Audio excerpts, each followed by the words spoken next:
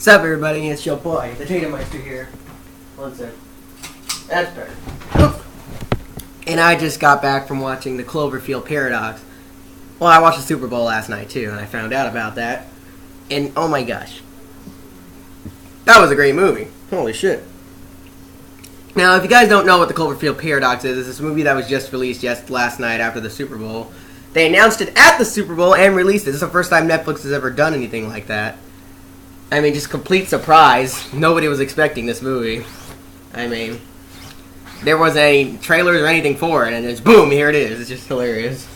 The first time I've ever seen this happen before, and gotta say, definitely awesome treat for us, for Netflix users. This was a great movie. Netflix is they just don't stop. Like 2018, 2017, they're just killing it with the movies and shows. I mean, now, if you guys don't know what the Cloverfield series is, it started out with 2008's Cloverfield, which was about the monster attacking the city. Pretty general plot. But now there's two sequels. There's 10 Cloverfield Lane, which takes place in the future, and the Cloverfield Paradox, which is actually a prequel to the Cloverfield movie. And the Cloverfield Paradox is honestly my favorite so far. Like, this was a great, expansion of the universe, because honestly, I love the first Cloverfield, but I don't feel like it's that enjoyable of a movie. 10 Cloverfield Lane was better. It seems like they're getting better each time. Like, 10 Cloverfield Lane was better than the first one, and this one was better than 10 Cloverfield Lane. So, I'm really excited for the next one, which is titled Overlord. But I don't know exactly, I don't really know what exactly the title's going to be, because they keep titling it stuff. Like, the Cloverfield Paradox had a different title before this movie came out. So, kind of makes me wonder, what's the Overlord going to be about? Is it going to be a different title when it comes out, or is it going to be the same way, a Netflix movie? I don't know. But it's just crazy how many Cloverfield movies that they're making. I didn't expect another Cloverfield movie. I thought 10 Cloverfield Lane I thought 2 was enough, but I guess J.J. Abrams wanted to make more, so not going to put it past him. J.J. Abrams is awesome, but, I'm kind of hoping for the next one that I'm thinking the next one is going to be the last one. I don't really know what else you could do with this series. I mean, Cloverfield Paradox, I give my overall review to it is 8.5 out of 10. It was a great film. I did have a couple flaws with it, though. I felt like it was too short. It's only an hour and 30 minutes compared to the 2-hour movies we got earlier. They get shorter each time. Cloverfield was 2 hours. Cloverfield Lane was a little longer than Cloverfield. This one was shorter. So, granted, they didn't have as much of a big budget on this one as they did the other two, but it's just funny. It looks like it has a good budget, though. There's some really good special effects in Cloverfield Paradox. I mean, basically, guys, Cloverfield Paradox is a prequel to the first Cloverfield, explaining what happened, how did the monster get there, and we finally got to find that out. Where did the monster come from? And if you don't want to get spoiled, please kick off the video and go watch it on Netflix. I'm going to reveal some important details here. Okay. So, you'd find out that the Cloverfield monster actually comes from the ship, which is called the Cloverfield. The ship in the movie, Cloverfield Paradox. And basically, what happened is they're making this, what do you call it?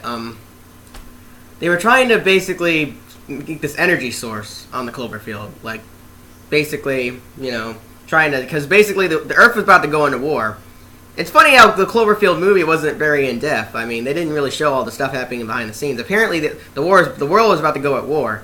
And so, they had to make this, machine to try to make an energy source so that way they wouldn't go to war, because the Earth was running out of energy. But unfortunately, the energy source was so powerful, it tore open a portal into space-time, and the Cloverfield monster started popping out. So, that's where the monster came from. Apparently, it was humans that did it. Go figure. Monsters are always caused by humans, hilariously enough. Godzilla, made by humans. Cloverfield monster, made by humans. The Xenomorph's an alien, made by humans, hilarious. Humans cause all the fucked up shit, it's just hilarious. Is that the message in these movies? Monsters are caused by people? I guess that's the message here, I don't know. It's just hilarious. But, so, basically what happened is they kept testing it, and this guy made a book called The Cloverfield Paradox, which is explaining, hey, if you keep doing this, there's gonna be monsters popping out of the portals and shit. You can't. Basically, like a Stranger Things plot. I mean, if you guys watch Stranger Things, it's basically what happened. Another example of humans fucking up. They made a portal into another dimension, and monsters started popping out. Whoop-de-fucking-do. I mean, when are people gonna learn? Hey, maybe we should leave. We should leave nature and reality alone. Hey, maybe we should stop fucking with everything. No, we're just gonna keep, fucking with everything. And this is what happens. But so yeah, you don't really get to see the Cloverfield monsters until the very end of the movie, but it is a pretty amazing movie. I mean, Cloverfield Paradox felt like it was a mix of stuff. It was a mix of Gravity, mixed with sci-fi, it was a mix of a lot of stuff. What I like about the Cloverfield movies is each movie feels different than the other. Like, the first one was a found footage film. A horror film. Found footage horror film. Second one was a thriller. A suspenseful thriller that you were like, what the fuck's gonna happen? How is she gonna get out and shit? And what the hell? And then this one's just a fucking badass sci-fi flick that's like, is in space.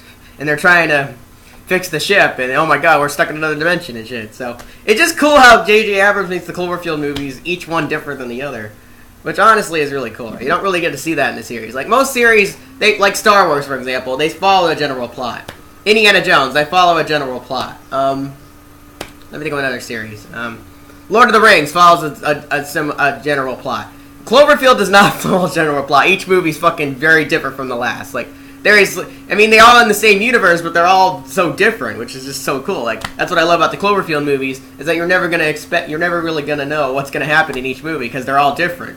They're all. You can watch any of them separately and you'd still enjoy them. I mean, you really don't have to watch them all in order, which is really cool.